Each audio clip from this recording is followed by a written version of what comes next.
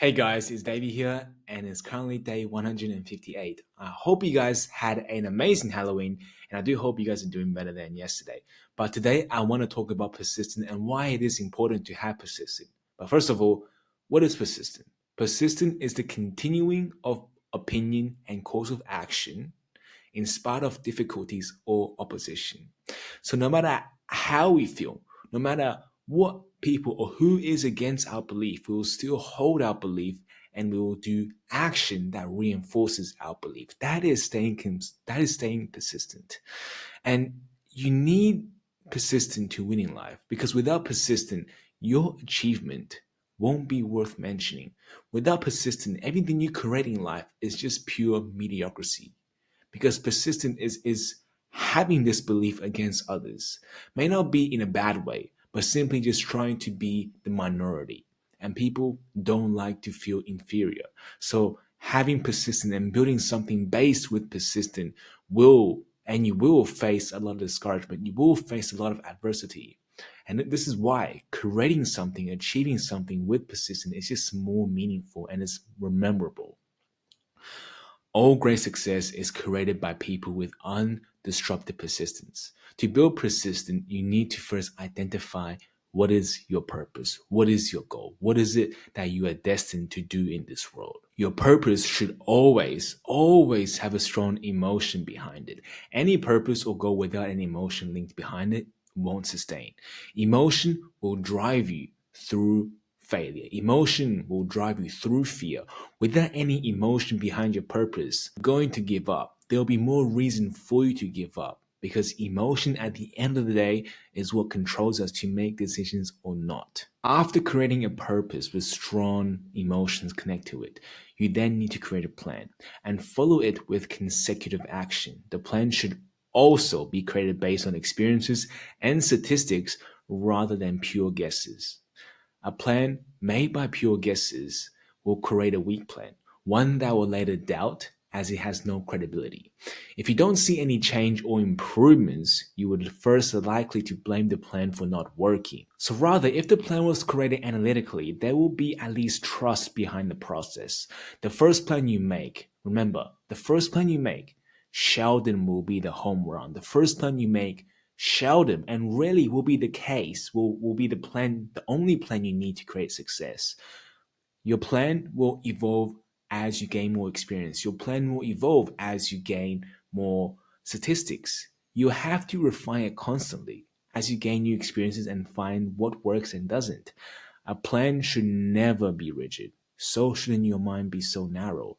There are moments where you would need to narrow your vision to find the root problem. But having a wide net at the beginning of your planning or execution should always be a principle of yours because only then can you gain more experience. No one at the start of the journey or at the start of anything has statistics or analytics to back up or create a plan. Everyone goes in headlessly with no clue on what the heck they are supposed to do, which is why a great deal of execution on anything will create some experience for you. So when you add back to your plan, you know what works and what doesn't. And this comes to you constantly improving on your plan. But having a plan based on guesses will not last because you're not gonna have belief in the plan. You're not gonna have emotion behind the plan. It is just words on a paper which has no credibility, not sustainable. So don't be distraught if your plan fails. If it didn't work because the plan was unsustainable, create a new plan and try again.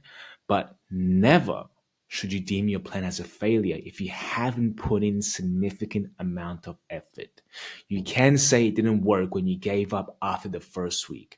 All plan, if created analytically and executed with 110% of effort, will deliver some result in the end. No matter what your plan is, if it is backed on facts, it will work. And the main issue that it hasn't worked yet for you is perhaps you gave up too soon. It's perhaps you didn't put in your 110% of effort.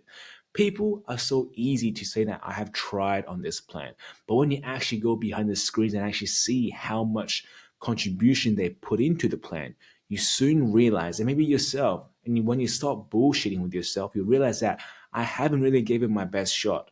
And we are so quick to judge or make excuse that our plan didn't work when the sole reason it didn't work is because we didn't give it enough time for it to work.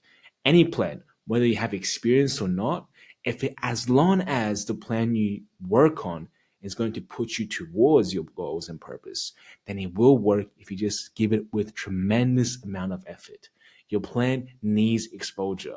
Without exposure, it is a dead plan. Even the best plan, without some great effort done into it, it is useless. But the issue isn't the plan itself, but your lack of belief, weak purpose, low goals, and lack of effort.